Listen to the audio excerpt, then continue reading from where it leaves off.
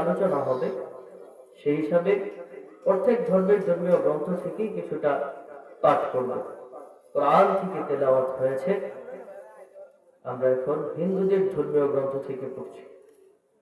यदा यदहि धर्मस्य ग्लानिर्भवति भारत अभ्युत्थानं धर्मस्य तदुत्थानं सृजनशः परित्राणाय साधूनां विनाशाय च दुःखितं धर्म संस्थापनायै सम्भवामि युगे युगे नरसंसं सृष्टिममुपश्यं सप्रतमस्तं दिवो सद्धर्मोपशं सुमतं मातृविव कन्यां तन्निदेशत सम्बले विष्णुयशस गृहे प्रदुर्भवमेहं द्वादशं शुक्लपक्षस्य माधवे मासि माधव ज एकित्यमुष्टहि ख्रीष्टिनां विचर्षणे अं धं तम प्रविशन्ति यः संगति मोपासते तत्त्वयिमते तमोझ संवत्सरता एकं ब्रह्म द्वितीयं नास्ति देह्ना नास्ति किञ्चन ला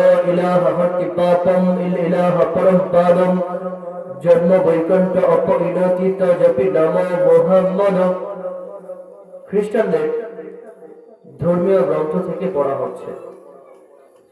যিশু বলেন, হে বনি ইসরায়েলেরা শোনো, তোমাদের ঈশ্বর সদাপ্রভু এক।